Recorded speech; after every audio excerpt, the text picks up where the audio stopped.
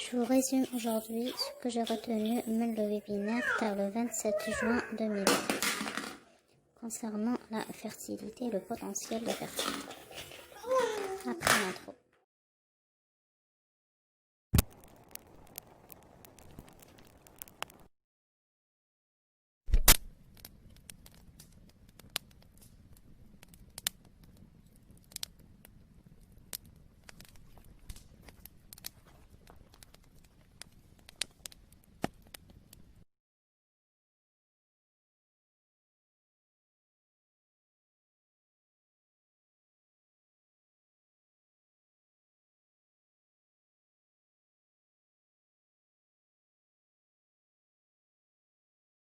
Le webinaire était divisé en deux, une partie qui concerne la femme et une partie qui concerne l'homme. Pour la femme, on a parlé des facteurs de risque qui affectent la fertilité, l'âge, les facteurs hormonaux métaboliques et les autres facteurs.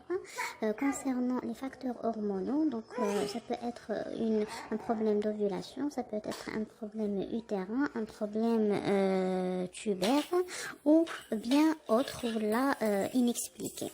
Donc pour les problèmes ovulatoires, c'est-à-dire même les problèmes de qualité de ta l'ovocyte, on a le syndrome des ovaires polykystiques qui atteint une femme sur 15. Les femmes qui ont un SOPK peuvent concevoir, mais donc le délai de conception est augmenté. Dans ce cas, donc, on va parler donc du stress oxydatif qu'on va retrouver aussi chez l'homme.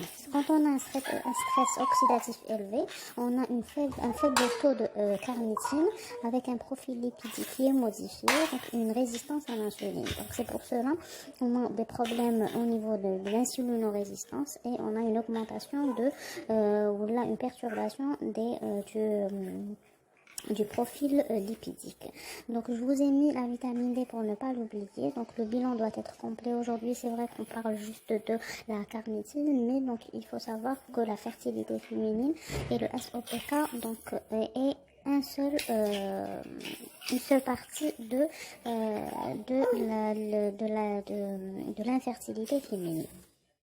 Concernant l'infertilité masculine, tout tourne autour de la mitochondrie. On a des radicaux libres qui vont être augmentés par plusieurs facteurs, mais on va parler aujourd'hui, donc surtout on va détailler, ou là on va parler plus de la mitochondrie et de sa relation avec la fertilité. Donc il y a un dysfonctionnement mitochondrial qui peut expliquer l'hypofertilité d'origine masculine.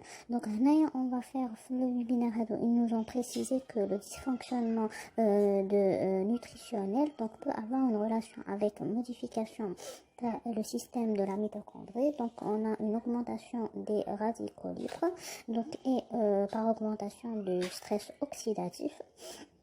Et cela va nous donner donc une perturbation au niveau de la spermogénèse. Donc il y a une balance donc entre stress oxydatif, oxydation stress ou le stress oxydatif et la balance de la redox. Donc c'est par rapport aux radicaux libres et au stress oxydatif.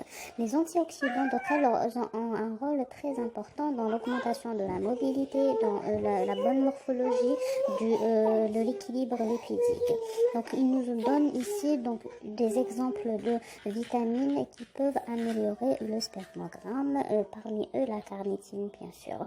Donc en conclusion, la mitochondrie, le stress oxydatif, les antioxydants sont assez importants dans la fertilité féminine et masculine. Voilà, je vous remercie. Et si vous avez des questions, n'hésitez pas à les poser dans les commentaires.